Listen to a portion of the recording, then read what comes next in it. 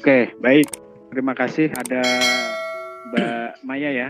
Silakan Mbak Maya, kalau misalkan ada pertanyaan kepada Pak Iqbal.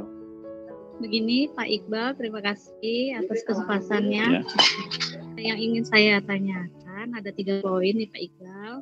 Pertama, bagaimana konstelasi konflik berpengaruh pada pilkada? Itu yang pertama.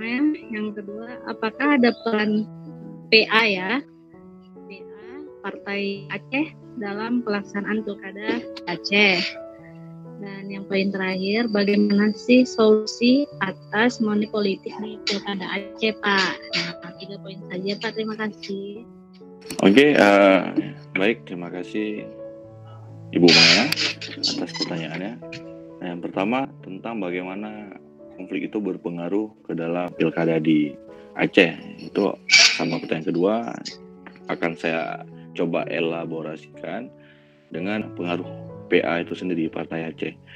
Nah, di 2012, balik dulu kita mundur ke belakang 2007 saat pendirian Partai Aceh.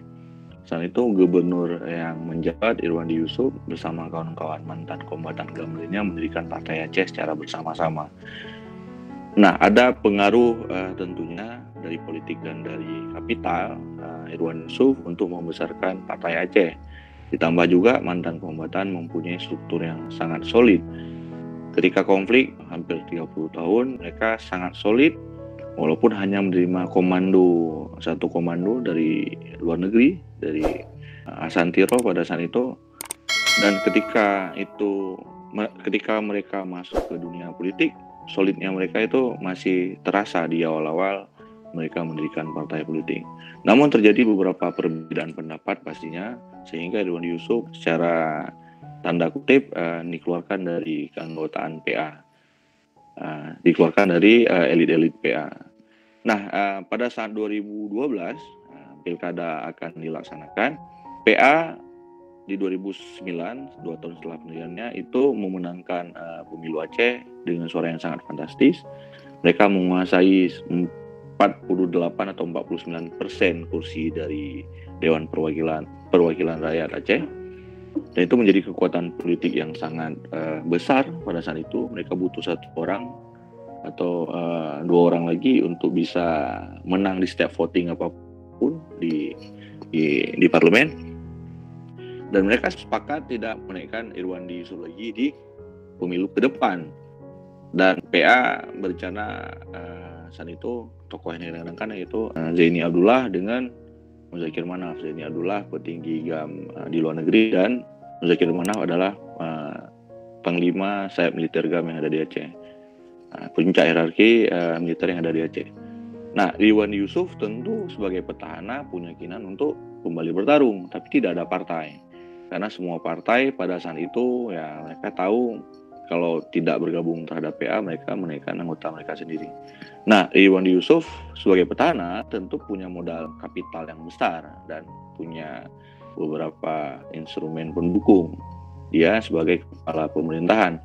Itu juga yang menjadi friksi ataupun konflik antara Irwandi Yusuf dengan PA-nya. Nah, ketika Irwandi Yusuf memutuskan untuk maju melalui jalur independen, di situ mulai konflik itu terjadi. Kita tidak bisa mengatakan ini dalangnya siapa karena ya, pembuktiannya belum ada, belum terbukti siapa yang melakukan. Tapi beberapa pengamat mengatakan konflik-konflik yang terjadi sebelum pilkada pada saat pemerintah pusat bermain api dengan memberikan izin boleh naik jalur independen sekali lagi, padahal di aturan hanya sekali untuk mengakomodir kombatan yang belum punya partai di 2006. Dan itu juga diberikan kembali di 2012 sehingga Irwandi boleh mulus untuk mencalonkan diri. Di situ PA merasa pemerintah pusat tidak komitmen dengan aturan yang mereka berikan kepada Aceh. Karena di pihak Aceh, mantan kombatan menganggap UPA itu adalah kompensasi politik yang diberikan oleh pemerintah pusat atas puluhan tahun konflik yang terjadi di Aceh. Jadi kompensasinya adalah undang-undang dengan berbagai fitur tadi. Nah, terjadinya beberapa penembakan sehingga PA sepakat tidak mengajukan calon di pilkada 2012. Setelah ditutup pendaftaran pun mereka nggak ngedaftar. Tapi tidak lama kemudian itu terjadi penembakan yang sampai menjadi isu nasional. Jadi PA menggunakan instrumen politiknya secara tidak langsung. Kita tidak bilang siapa yang menembak, bisa jadi bukan mereka, bisa jadi orang lain untuk memperkeruh suasana. Tapi instrumen politik di masyarakat, opini publik, mereka masih menang pada saat itu. Jadi muncullah konflik-konflik yang membuat pemerintah harus membuka kembali pendaftaran tadi. Tapi PA masih ngambek, masih tidak mau daftar. 2 kali dibuka lagi, PA masih ngambek, dia tidak mau jalur independen. Terjadilah teror lagi, konflik lagi, penembakan lagi, ada yang meninggal. Ditutup lagi, udah pendaftarannya kan udah ditutup, PA masih ngambek, nggak mau daftar. Sehingga terakhir pemerintah, kita tidak tahu di belakang layar ada apa, membuka sekali lagi, PA baru mau bergabung. Setelah itu konflik reda. Jadi ya kita bilang dalang, kita tidak tahu. Tapi kita bilang konflik itu berpengaruh terhadap kekuatan politik, itu sudah pasti. Jadi itu sedikit dari banyak hal yang sebenarnya bisa diceritakan, dan saya takut kalau terpotong-potong kita ceritakan di awal, nanti menjadi memvonis ataupun menyalahkan satu pihak atau pihak yang lain. Tapi intinya seperti itu, Bu Maya. Dan kemudian masalah money politik ini sebenarnya bukan jadi permasalahan di Aceh secara khusus, tapi juga di Indonesia. Kita punya banyak riset tentang money politik, parameter, CIC, dan banyak lembaga-lembaga secara nasional juga punya riset yang khusus tentang money politik. Dan itu memang menjadi musuh bersama kita. Money politik itu menghancurkan demokrasi, ya, karena kita membeli demokrasi tadi, dan peluang untuk korupsi, karena money politik itu beberapa penelitian kita menunjukkan ada benang merah. Alasan korupsi adalah paling besar.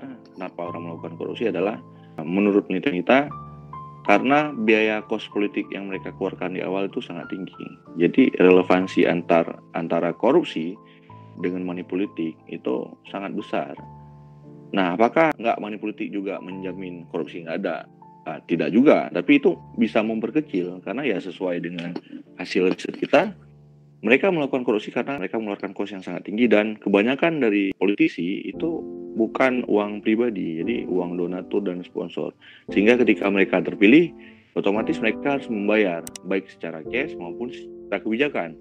Jadi keluarlah kebijakan-kebijakan yang tidak menguntungkan masyarakat dari upaya kepala daerah yang terpilih dari money politik. Nah, itu memang tidak bisa saya secara pribadi merumuskan, atau kita di forum ini itu perlu 2 tahun 3 tahun kerja bersama, dan itu semua jadi sia-sia ketika mereka yang punya wewenang untuk melakukan hal itu, untuk mencegah hal itu, tidak turut andil. Karena ya mohon maaf kita bilang KPK yang menjadi superhero pemberantasan korupsi sudah dikebiri, jadi kita mengharapkan apa lagi. Jadi mungkin seperti itu, Ibu Maya. Mungkin kalau masih ada yang kurang ini boleh dikasih tahu biar saya tambahin lagi. Jadi saya kembalikan kepada Mas Eko.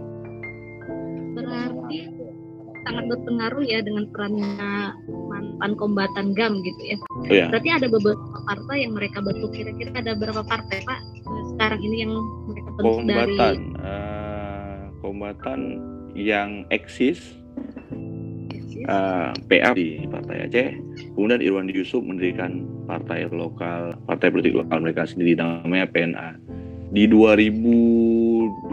pemilu 2014 mereka menang kalau nggak salah saya 2 atau 3. Di 2019 mereka menangnya 6 atau 7. Jadi ada naik 100% perolehan suara PNA. Kemudian Sira bukan kombatan, tapi Sira itu partai dari Muhammad Nazar, wakil Irwandi pertama di tahun 2017-2012. Jadi kombatan kayaknya ada 2 partai, PNA sama PA. PNA adalah arsiran dari PA, dan beberapa elit politik PA yang ini menyeberang ke partai nasional. Jadi begitu Bu Maya. Terima kasih banyak Pak Iqbal. Ya, terima kasih juga Bu Maya atas pertanyaan. Moderator, terima kasih Pak.